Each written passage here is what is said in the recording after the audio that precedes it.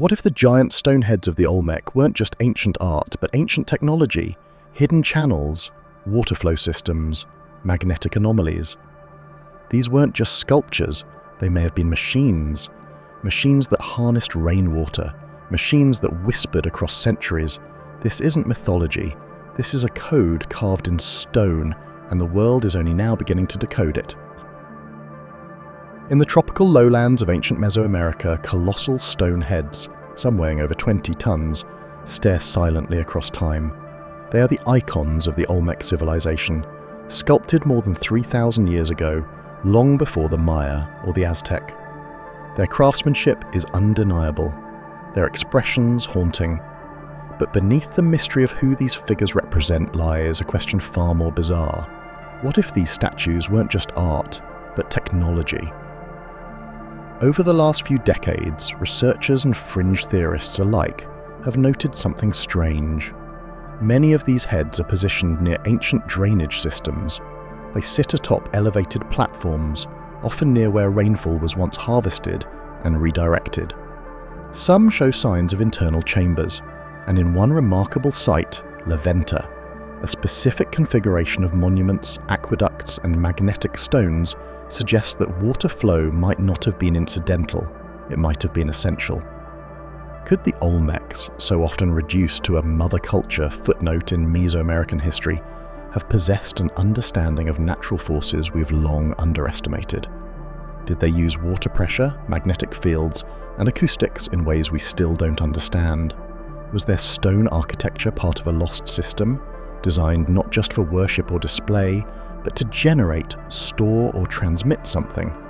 In this deep dive investigation, we explore the bold hypothesis of the rainwater code. Through archaeology, geology, myth, and modern engineering theory, we'll follow the clues that suggest these ancient monuments may have had a hidden purpose, one buried not just beneath soil and jungle, but beneath centuries of disbelief. This isn't just a story about the Olmec. It's about the possibility that ancient people built machines so integrated into nature we've mistaken them for ruins. Let's decode the silence. Let's ask the question no one dares to ask. They rise from the jungle floor like fallen gods, stone faces staring into eternity, with broad noses, helmet-like headgear, and eyes that seem to look through time. The Olmec heads are among the most captivating artifacts of the ancient world. Carved over 3,000 years ago, these basalt monoliths weigh up to 40 tons and stand as silent witnesses to a civilization that left no written history, only puzzles etched in stone. Who were the Olmec? Known as Mesoamerica's mother culture, they flourished along the Gulf Coast of modern-day Mexico from around 1600 BCE to 400 BCE. While the Maya and Aztecs get the glory, the Olmec were the blueprint, builders of ceremonial centers, creators of the first Mesoamerican calendar, and masters of monumental art. But despite their achievements, one question refuses to die.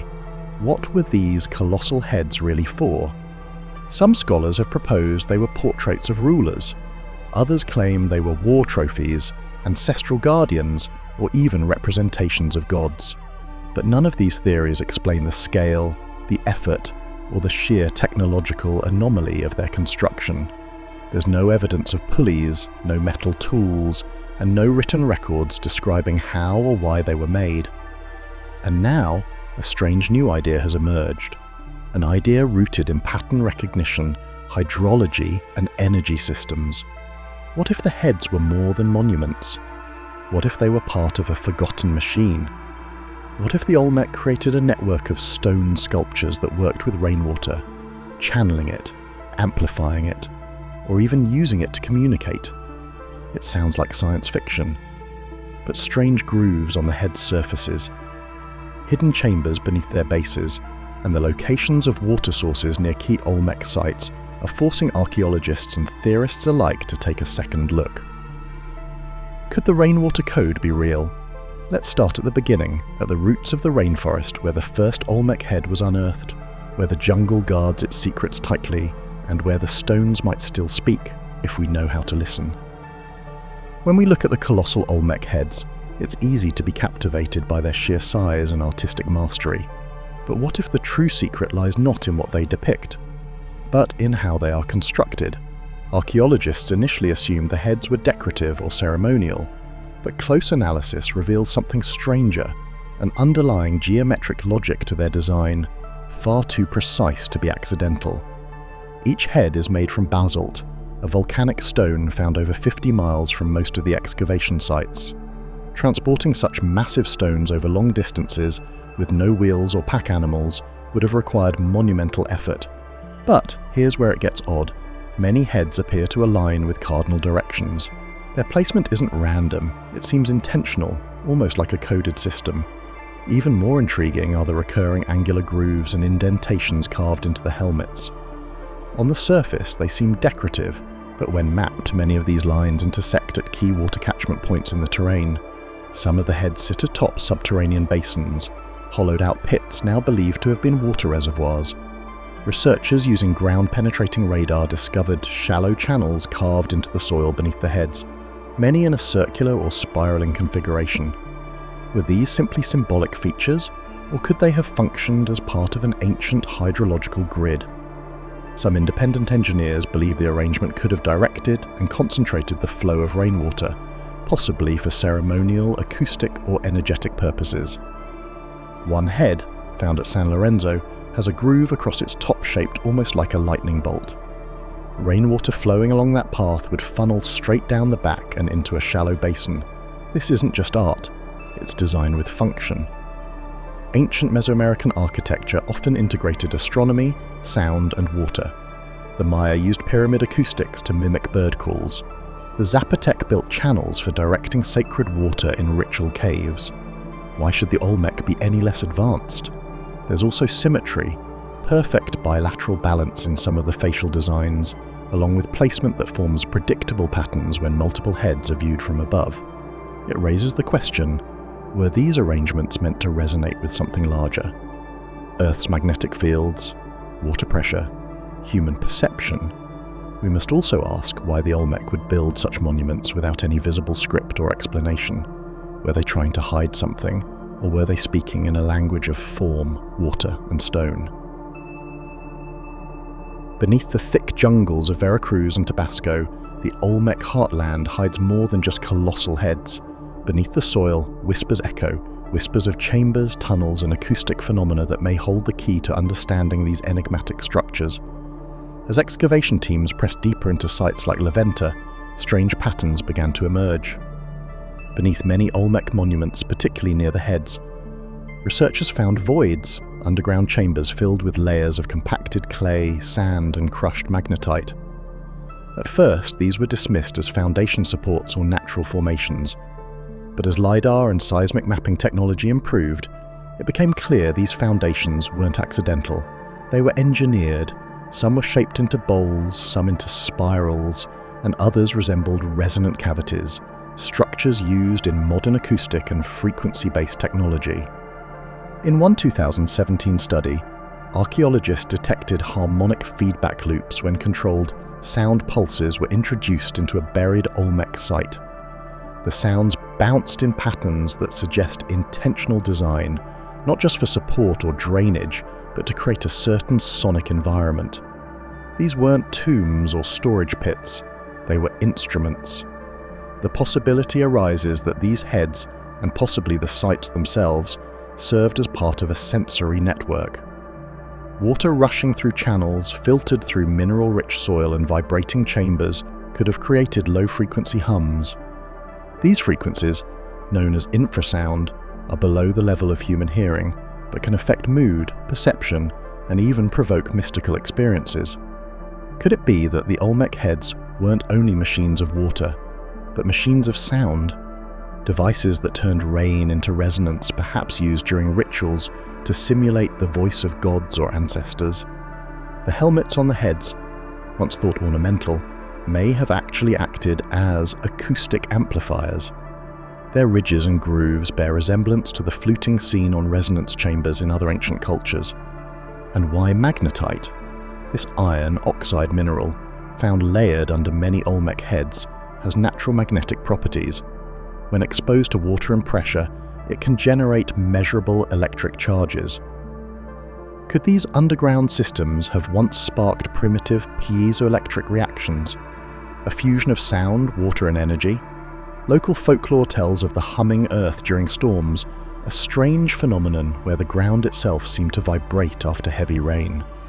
For centuries, elders believed the gods were speaking. Perhaps they weren't far off. The Olmec left no books, no scrolls, and no clear voice to explain their masterpieces. But maybe they didn't need to. Maybe they built machines not to be seen but to be felt, machines that whispered across centuries through jungle and stone. At first glance, the helmets worn by the Olmec colossal head seem simple: rounded domes, broad chin straps, and decorative bands. For years, scholars dismissed them as ceremonial garb, perhaps meant to indicate elite status or warrior lineage. But closer examination tells a different story, one steeped in geometry, repetition, and potential function. When mapped across all known colossal heads, subtle but significant variations in helmet design emerge. Some have ridged bands across the crown, others feature nodes or nubs along the sides. Many include carefully placed perforations or indentations that line up precisely with natural pressure points on the human skull. To the casual observer, these could be decorative. To a systems engineer, they resemble input channels, like those found on early capacitors or even modern neural interfaces. 3D scans of these helmet designs reveal something even stranger: symmetrical frequency patterns that mirror the resonance chambers seen in modern acoustic technology. One particular head, known as San Lorenzo Monument 17, contains grooves that, when run through a vibration analysis, reflect sound wave diffusion similar to sound dampening in headphone tech. Could the helmets be more than headgear? Were they devices, amplifiers, filters, even conductors? Some researchers believe these helmets acted as interfaces between the colossal heads and their environment. If the heads themselves were part of a larger system that channeled water or sound, the helmets might have played a key role in modulating input, capturing vibrations, focusing magnetic fields, or even resonating in sympathy with infrasound pulses. But there's another layer to the mystery: symbols. Faint carvings, many eroded by time and weather, line the bands of some helmets. These markings don't match known Olmec glyphs or Mayan script, but they follow rhythmic spacing patterns.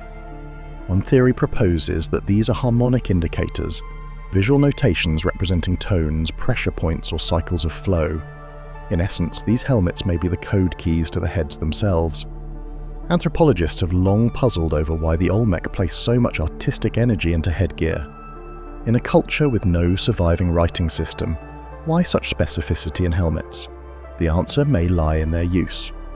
Helmets, when fitted with conductive minerals or magnetic inclusions, can act as rudimentary sensors. In the presence of a moving fluid like water and a magnetic field, they could even generate an electric pulse. This seems far-fetched until we remember the Olmec mined magnetite extensively. They used it in mirrors, in burial rites, and likely understood its energetic potential. Coupled with the possibility of flowing water systems and intentional geomagnetic positioning, it's plausible these helmets weren't ornamental, they were instrumental.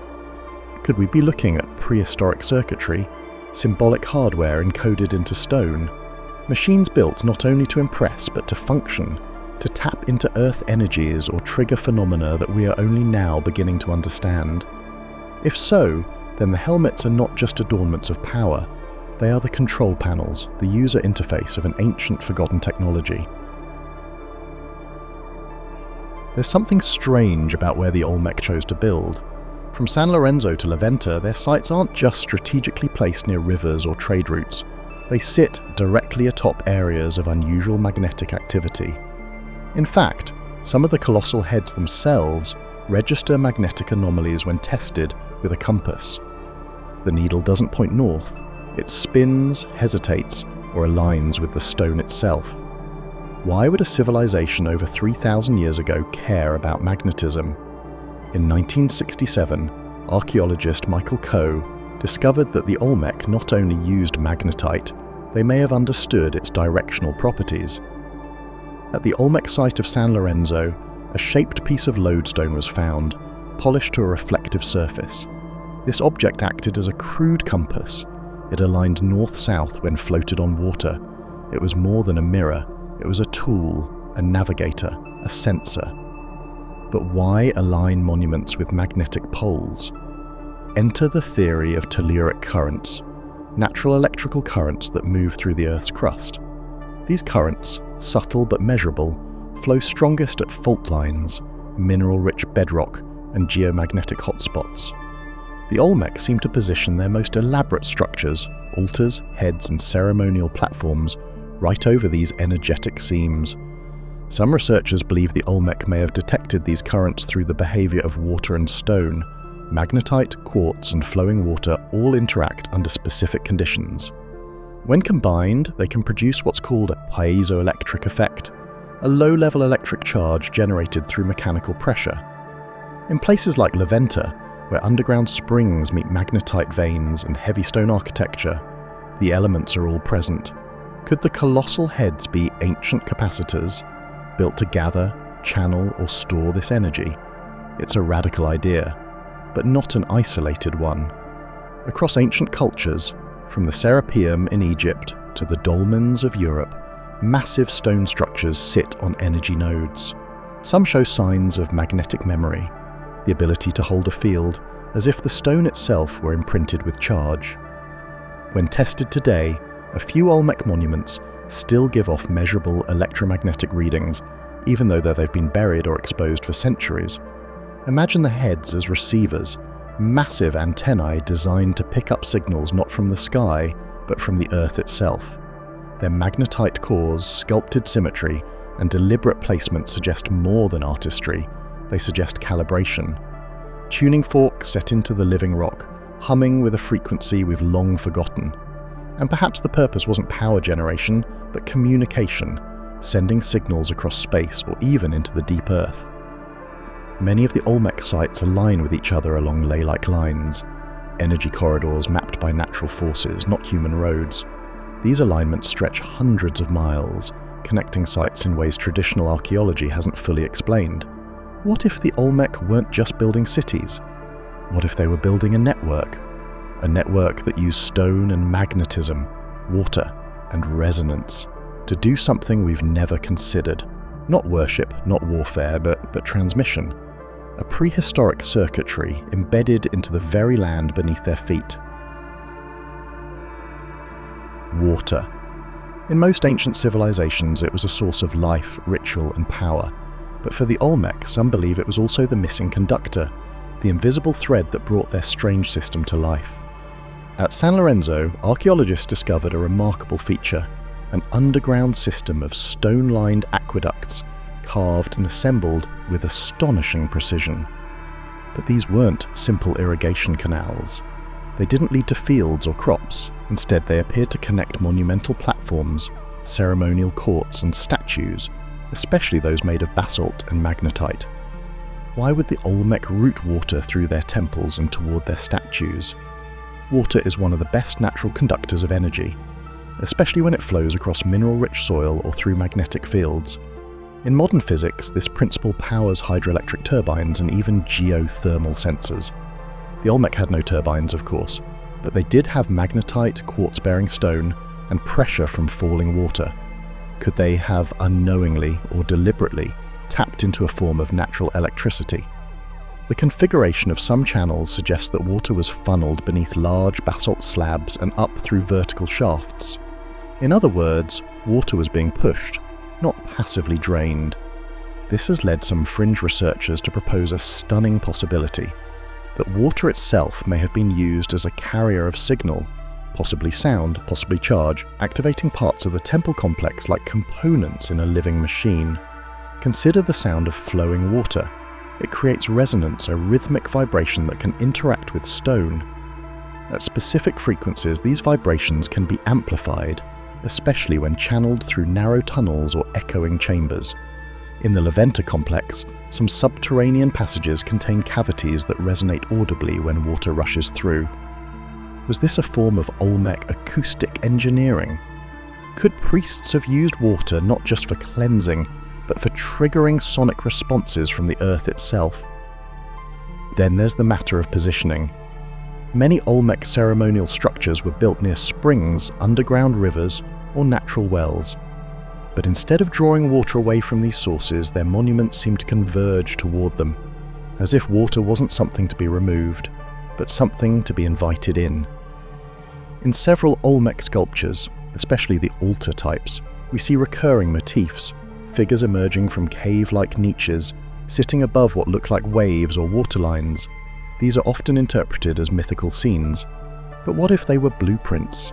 Symbolic representations of real hydraulic circuits that carried more than just water, maybe memory, ritual energy, or magnetic force. Even more curious are the so-called drain stones, massive carved blocks with channel grooves that look eerily similar to components in modern fluid control systems. Some of these have been found buried deep beneath major temple sites, not accessible to public view or casual visitors. If they weren't decorative, and they weren't for farming, then what exactly were they draining?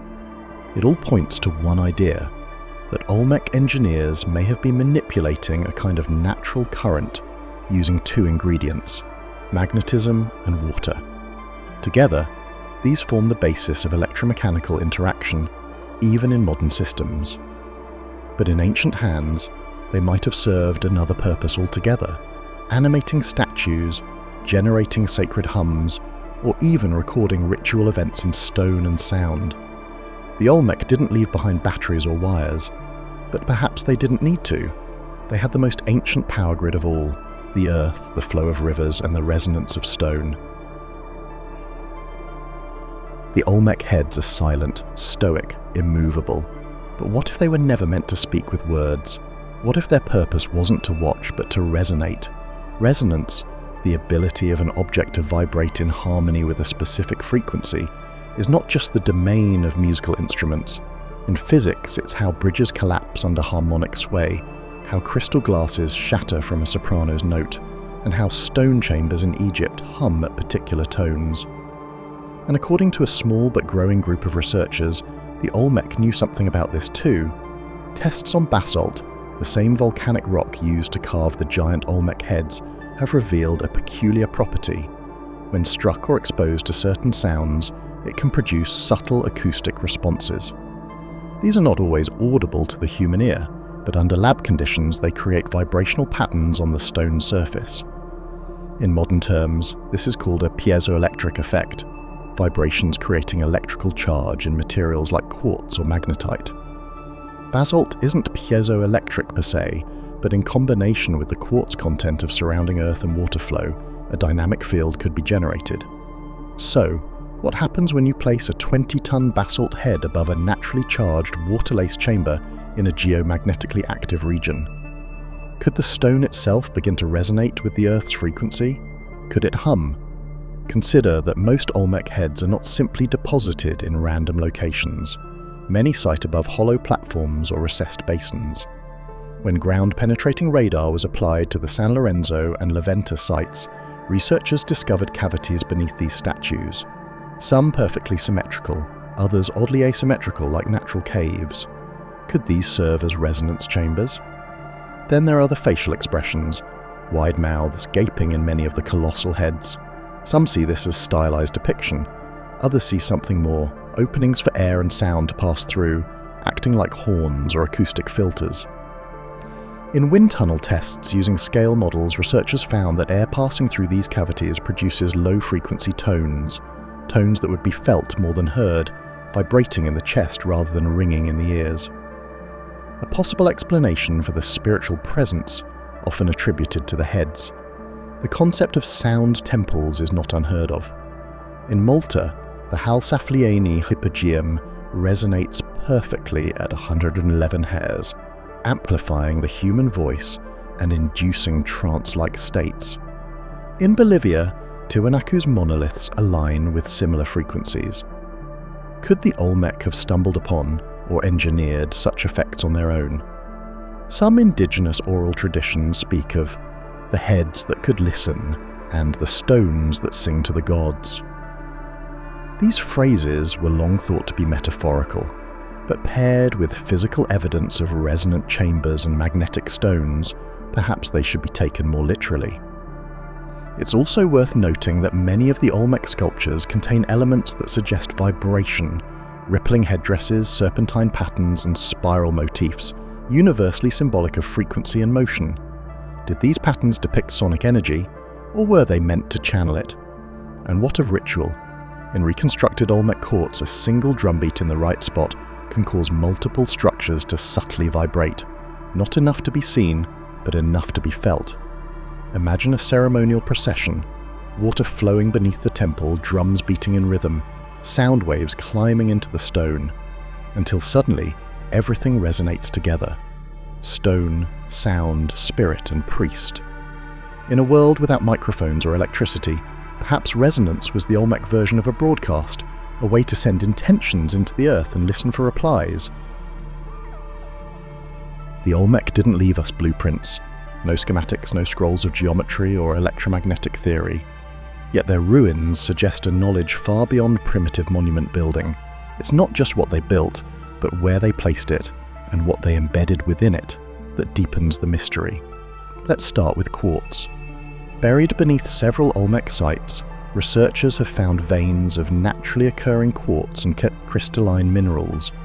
In some locations, such as San Lorenzo and El Azuzal, fragments of broken quartz and magnetite have been discovered arranged around ceremonial centers, especially under or around colossal sculptures.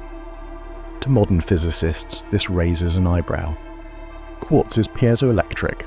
When compressed or vibrated, it generates small amounts of electric charge. Magnetite, a natural magnetic material, reacts to surrounding fields and flows. So what happens when you combine quartz-rich soil, basalt megaliths, underground water movement, and magnetic ore in a single architectural plan?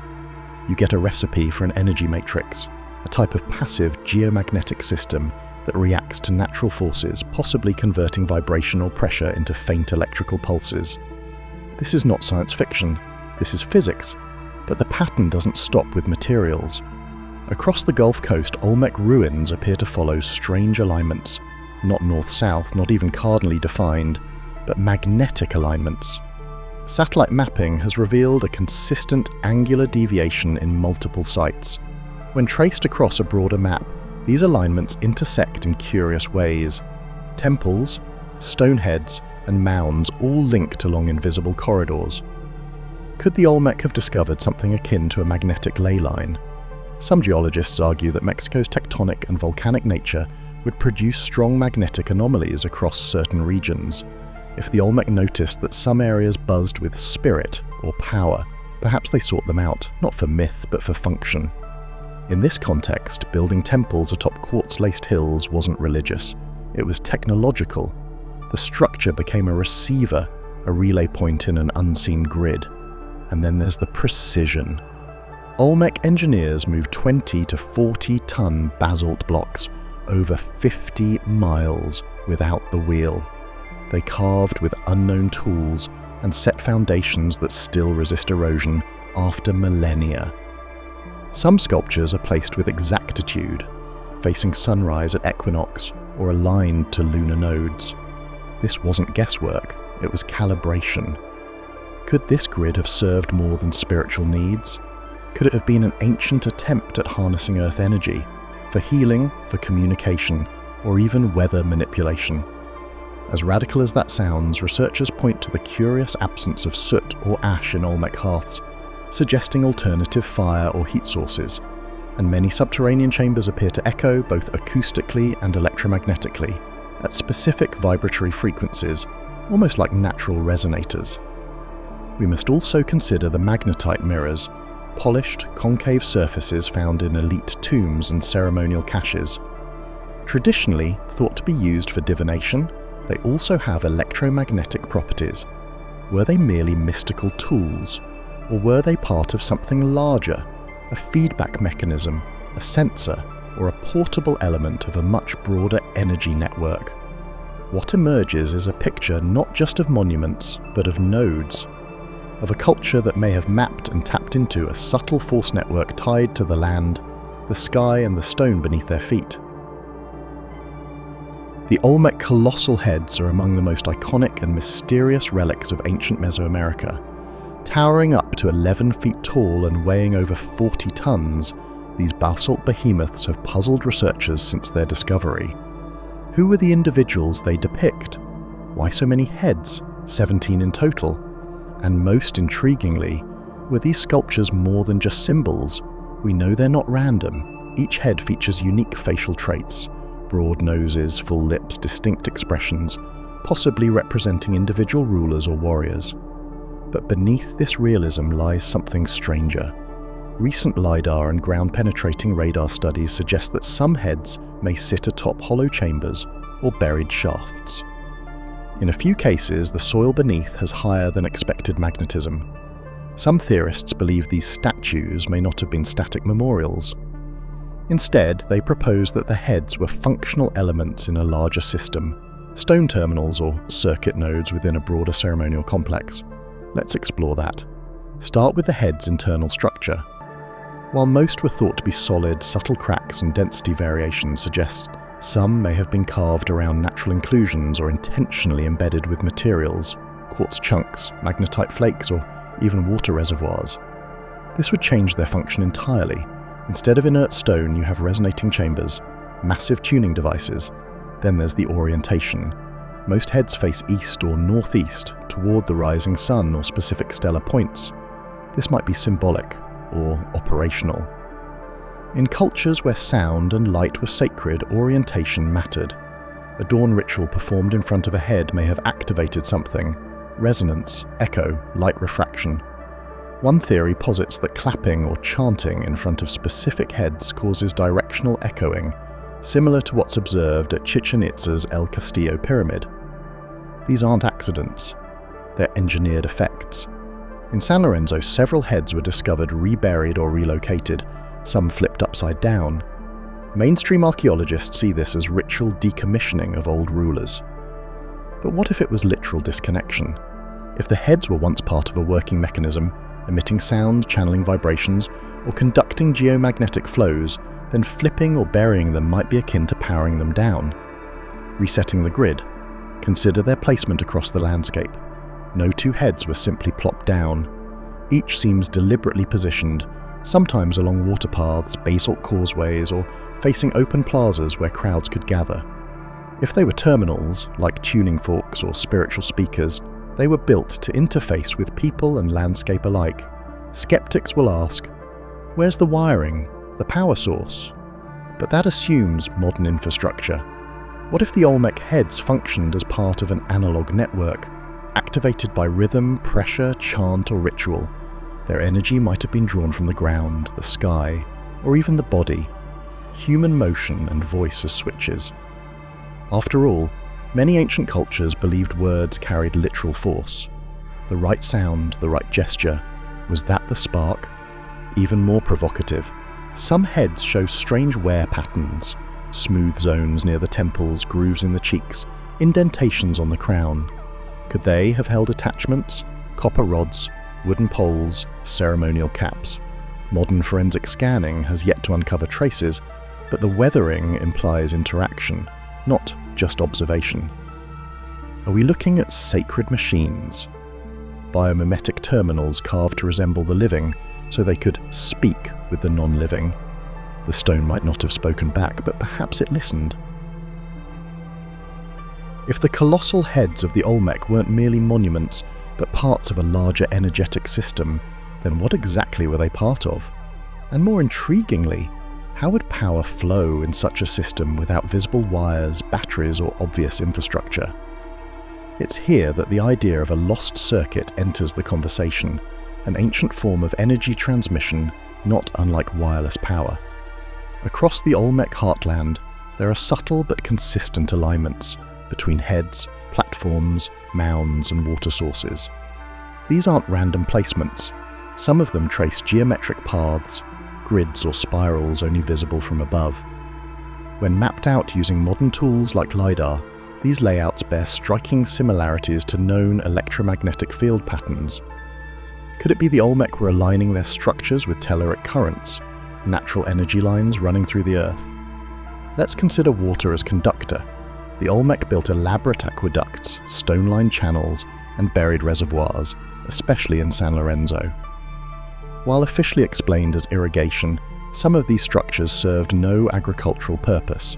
In fact, they led to ceremonial platforms and disappear beneath massive stone blocks.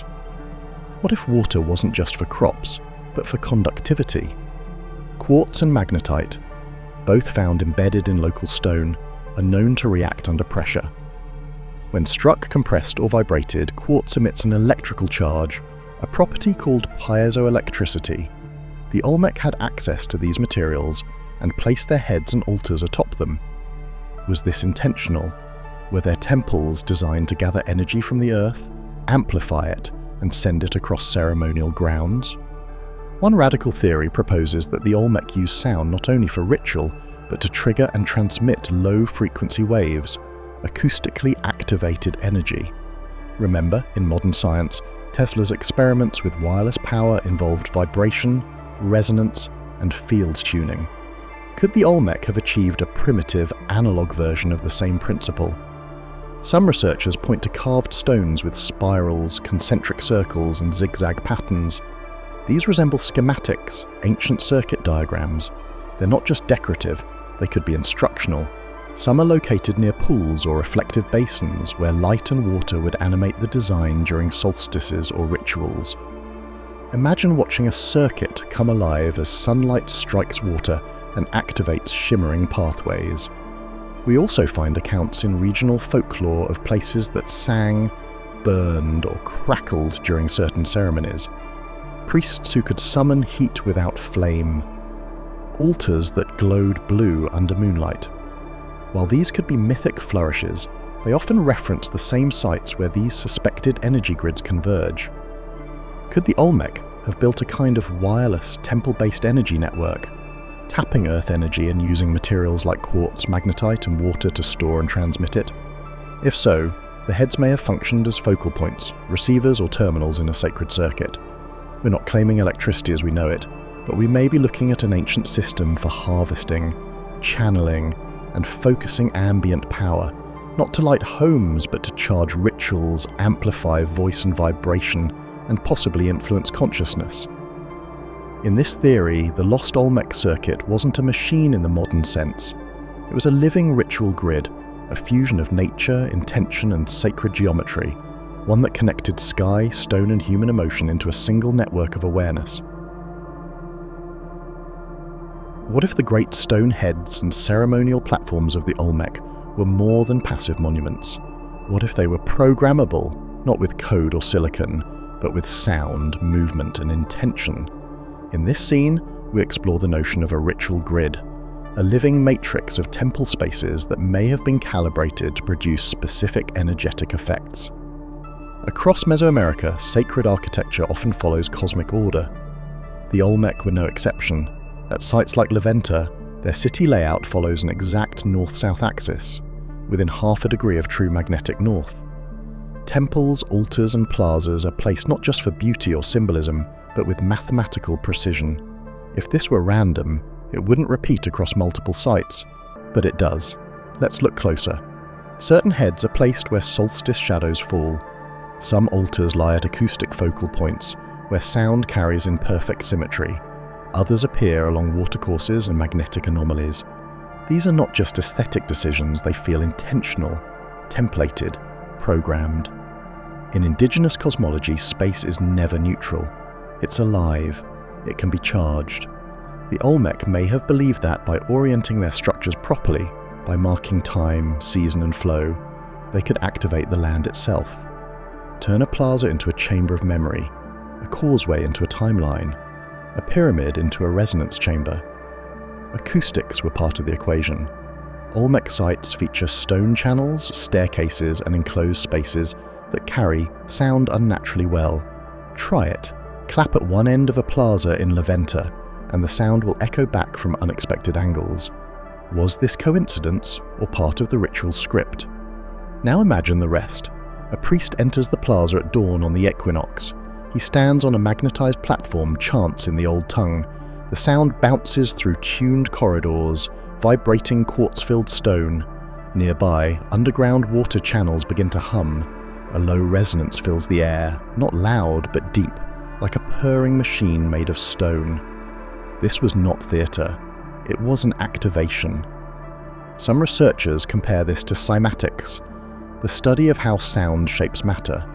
In modern experiments, frequencies projected into water or sand create intricate patterns. Did the Olmec understand this on some intuitive level? Did they tune their temples to produce specific mental or spiritual effects? Even more fascinating, certain figurines and carvings show postures that resemble modern qigong or yoga poses, positions known to influence body resonance. Were these part of a larger practice, using human bodies as conductors within the temple's energetic grid? We've seen similar ideas in ancient Egypt, Angkor Wat and India, places where stone, sound and geometry combined to create something more than architecture. The Olmec may have had their own version, a ritual grid where people didn't just worship. They programmed reality through rhythm, intention and sacred placement. The mystery deepens when we consider that none of this is found in writing. The Olmec left no surviving books, no codices, and yet they may have inscribed their knowledge directly into the landscape, encoded not in words but in resonance and repetition. In this theory, every platform, altar and colossal head was part of a grand design. Together they didn't form a city, they formed a system, a ritual grid, calibrated by star, stone and spirit. For most archaeologists, the Olmec heads are portraits, powerful depictions of rulers, heroes or warriors. But what if they're more than that? What if these massive stone visages were designed to store more than just identity? What if they preserved memory itself?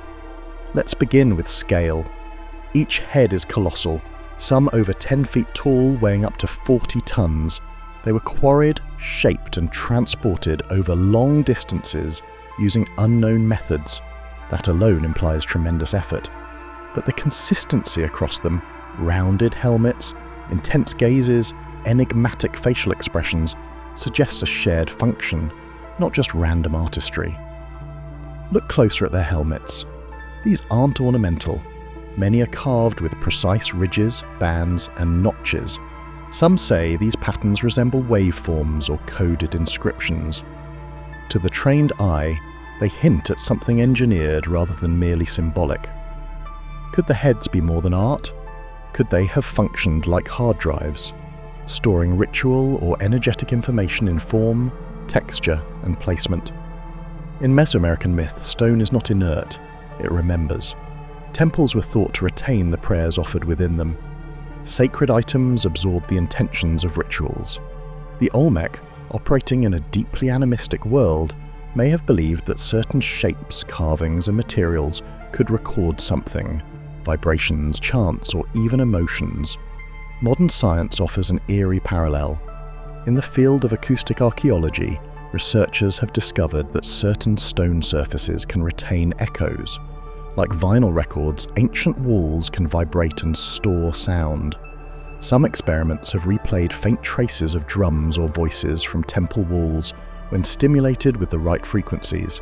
It's controversial, but not impossible. Imagine this applied to the Olmec heads. Massive basalt, dense and resonant, shaped to exact acoustic profiles. Could certain tones or chants, performed at specific times, activate responses? Could priests read a head through vibration, through sound, through ritualized touch? And why the faces? Perhaps each head represents not just a ruler's likeness, but their encoded essence, their knowledge, their energy. The helmets then could be literal containers, symbolic casings of stored thought, like placing a crown on a king's memory, not his head. There's more. The heads are never found clustered randomly. Their placements often align with ceremonial centers, plazas, or platforms, strategic nodes in an energetic grid. In some cases, they face magnetic anomalies or water features, almost as if they were placed deliberately to interact with landscape energies. Could they have served as sentinels or guardians, not of people but of knowledge? And here's something stranger. Certain heads bear traces of recarving. Their features were altered over time.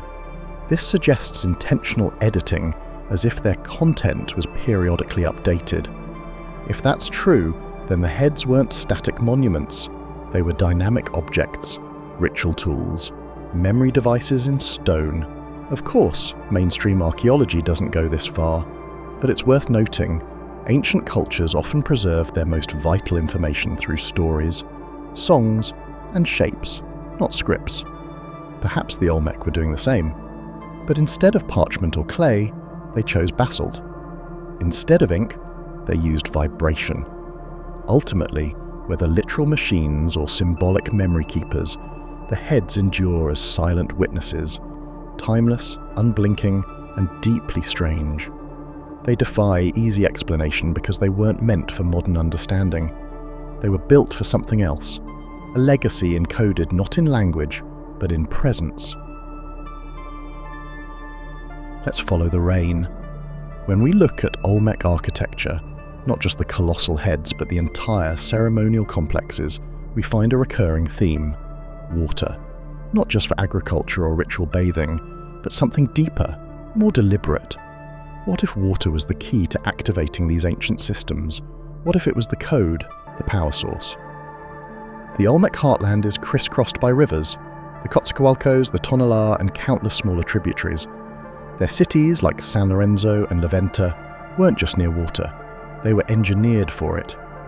Archaeologists have uncovered complex drain systems, aqueducts, and channels that weave beneath platforms and plazas. These weren't simple runoff systems, they suggest control, direction, purpose. In San Lorenzo, for example, stone-lined canals run beneath colossal heads. Some speculate these channels once carried rainwater, collected from temple rooftops into underground chambers. And here's the stunning part: magnetic anomalies appear stronger where water may have pooled or flowed. Is it a coincidence? Or was something happening under the surface, literally? There's a hypothesis that the Olmec were experimenting with primitive hydromagnetism. That moving water, especially in volcanic regions rich in iron and magnetite, created charge separation, what we might call electrostatic induction. The flowing rainwater, guided along stone troughs, could have generated weak electromagnetic fields, enough to influence magnet-sensitive materials, or perhaps even consciousness. Could this be why many Olmec heads were placed at specific hydraulic junctions? Their basalt is highly iron-rich. It responds subtly to magnetic fields. If rainwater activated something beneath or around them, resonating with natural telluric currents, then maybe the heads weren't just passive monuments. Maybe they conducted memory, or even subtle energy. Think about the seasonal cycles. The Olmec world was marked by intense rains followed by long dry periods. What if the rains were sacred not only because they fed crops, but because they powered the system? A system that lay dormant during drought, then came alive with storms. Some researchers point to the peculiar design of certain altars, flat slabs with central depressions that seem engineered to collect water. These features aren't decorative. They resemble early capacitors, places where water could pool, charge could build, and ceremonial energy could be released. And then there's the sound. Flowing water, particularly over stone, produces low-frequency vibrations. These infrasound waves are known to affect human perception, causing unease, awe, or even hallucinations. Could Olmec priests have used water to enhance altered states during ritual? Were the temples acoustically tuned to amplify these effects? In many ways, the rain code is more metaphor than blueprint. We don't have copper wires or schematics, but we do have a pattern. Rainwater management far beyond utility, stone aligned with magnetism, placement hinting at interaction. This was not accidental, it was intentional. A natural system built to resonate with earth, sky, and mind. And maybe that's the real legacy of the Olmec. They didn't try to dominate nature with machines. They collaborated with it. They turned rain into ritual, water into memory, earth into interface. As we near the final echoes of this ancient world, we're left with a haunting question. What exactly did the Olmec mean to leave behind? Their statues speak no words, their writing remains elusive, and yet every stone, every line seems to whisper. A language not of syllables, but of intention, a code buried in the earth and etched in basalt. The colossal heads are perhaps the most enigmatic, not just for their scale, but their expressions, serene, stern, resolute. Each is unique. Their helmets, their facial features, their positioning, all suggest individuality or perhaps identity. But were they portraits of kings, guardians, or something else entirely? Symbolic vessels, memory stones? We find recurring motifs in other works too.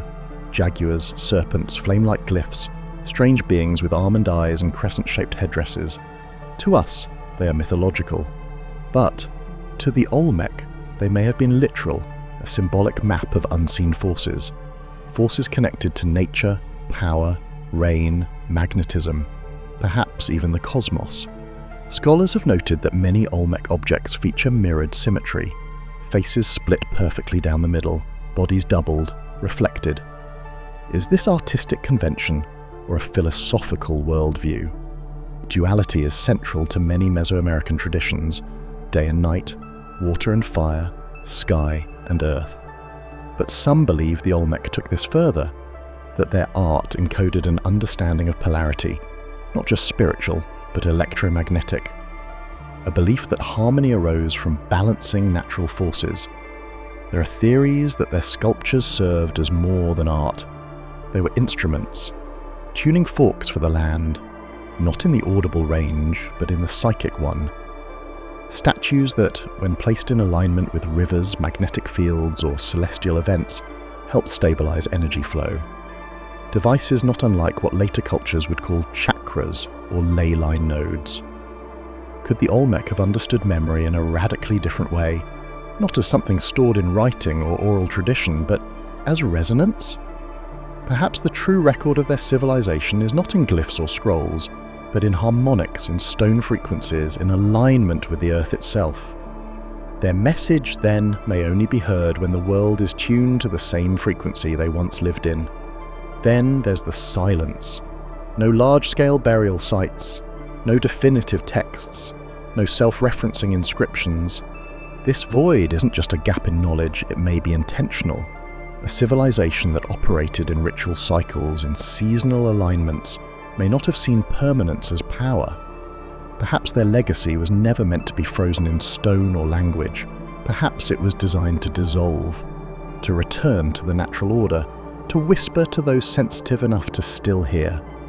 What we do know is this: the Olmec laid foundations not just for cities, but for ideas. They introduced spatial organization, iconography, religious symbology, and ceremonial timing that would influence the Maya, Zapotec, and Aztec. Their blueprint echoed for centuries, like a vibration that never truly stopped. In that sense, the Olmec didn't disappear. They resonated forward. They encoded their worldview not in books, but in design, in ritual, in the placement of stone in relation to water, light, and earth. A resonance only now becomes audible again as we begin to listen differently. As we approach the end of our journey through the rain-soaked jungles and magnetic mysteries of the Olmec world, one idea refuses to let go. The possibility that these ancient stone giants were not just art or symbols, but components of a lost system. A system that manages water, energy, memory, and ritual in ways we no longer understand. Imagine a civilization not driven by conquest or empire, but by harmony, with the land, the weather, and the unseen forces flowing beneath the Earth's skin. The Olmec may not have invented writing as we know it, but they seemed fluent in another language, that of nature itself. Their colossal heads were not just stone portraits, they may have been collectors of ambient energy. Not electricity, but telluric energy, the natural pulses of the planet. Many heads were found half buried, facing rivers or aligned with hills. Could they have been transmitters, placed at nodal points to balance energy flows during floods or storms? And then there are the aqueducts and artificial mounds. Their layout isn't haphazard, it mimics the movement of water. Ceremonial centers were built like bowls, not towers, designed to receive, store, and possibly amplify water's potential. These weren't just places of worship, they may have been machines, in the way ancient temples in India or Egypt have been theorized to regulate sound, magnetism, or even static charge. The rainwater basins near San Lorenzo and La Venta show evidence of careful channeling, of flow redirection, often toward plazas ringed with statues. and always, nearby, jaguar imagery. In Olmec cosmology, the jaguar was not just a predator, it was a bridge between worlds, often linked to water, transformation, and shamanic power. Were these statues functioning as part of a spiritual circuit, drawing in natural energy, infusing ritual spaces, and connecting earth and sky? To our modern minds, the idea of machines conjures gears and wires. But what if a machine could be made of stone and intention, of water and resonance? The Olmec may have used magnetism, flow, geometry, and alignment to regulate their relationship with the forces that govern their world. Their machines wouldn't hum, they'd vibrate with meaning. This idea isn't isolated. Across the world, ancient cultures created seemingly inert structures that responded to sound, heat, water, and light. Step pyramids that produce acoustic echoes, tombs that align to solstices, temples that amplify chants. We call them temples, but perhaps they were more. Perhaps they were interfaces. If we look again, if we listen again, the Olmec sites begin to feel less like ruins and more like remnants of a forgotten science, one deeply rooted in observation, in cycles, and in the knowledge that the Earth is not just a stage but a partner, a power source, a memory. The idea that the Olmec built rainwater machines isn't a rejection of their spirituality, it's a recentering of it. It suggests that their gods weren't abstractions, they were forces you could touch, channel, harmonize with. And perhaps, if you listened closely enough, hear. So, as we stand among the ruins, surrounded by jungle silence and stone faces, the question isn't just what were these statues, it's what did the Olmec know, and more importantly, what did they leave behind for us to rediscover? As the final echoes of rain fade across the forgotten plazas of the Olmec heartland, we're left with something heavier than certainty. Not a conclusion, but a possibility, a new lens through which to see the past, not as a catalogue of ruins, but as a living conversation between human intention and the deep forces of the earth. The idea that the Olmec created machines may sound radical, and yet it may be no more radical than our current assumptions, that complex societies must leave behind writing, metallurgy, or sprawling cities to be considered advanced. What if advancement came in a different form, in the ability to listen deeply to the planet, to build in harmony with unseen rhythms, to encode memory, not in books, but in place? The rainwater code is not a single artifact or map. It's a conceptual framework, a way to reinterpret the layout of ceremonial centers, the placement of statues, the shaping of basins and mounds, as a form of fluid logic. Water becomes memory, magnetism becomes guidance, stone becomes an interface between dimensions. This theory invites us to ask deeper questions. Why are so many Olmec heads found buried, deliberately interred, sometimes face down? Was it ritual deactivation? Were they meant to be hidden until a time of need, or perhaps meant to be forgotten, only to be rediscovered when we were finally ready to understand? And then there's the haunting universality of it all. Across the world, ancient peoples carved the same themes into their landscapes: water, sky, stone, magnetism, resonance, not as myths but as technologies, functional myths, operative rituals. These weren't just cultures with belief systems, they were cultures tuned to their environment. The Olmec didn't need copper wires or silicon chips to build systems. They had basalt, water, gravity, geology, and a knowledge that may have been passed down orally, embedded in sacred symbols, or simply encoded in the architecture itself. Some of that wisdom may still be waiting in buried mounds, in unexcavated plazas, in the orientation of stones that we've mistaken for random. But the truth is, this isn't just about the past, it's about our future. In a world increasingly shaped by artificial systems, by extraction rather than symbiosis, what might we gain by remembering how to build with nature again? The Olmec way may not be obsolete, it may be the blueprint we forgot we needed. There's something profoundly humbling in the idea that the primitive past may still hold technological truths that outpace our own. That the oldest temples might still be teaching, if only we would listen. Those buried stone heads might still be watching, if only we dared to ask what they remember. So now, as we leave the shadows of these ancient jungles, the rain quiet, the statues still, the question lingers not just in our minds, but in the air around us. What if the Olmec weren't trying to preserve the past? What if they were building for the future? If the idea that ancient stone heads may have been more than just art blows your mind, imagine what else we've missed beneath centuries of mud and myth. Tap subscribe and hit the bell, because we're not just telling history, we're decoding it. What do you think? Were the Olmec heads ritual monuments or lost machines with a hidden function? Drop your theory in the comments. We want to hear the wild, the weird, and the well-researched. And if this video sparked your curiosity, give it a like and share it with fellow seekers of ancient secrets. The more we ask, the closer we get to answers.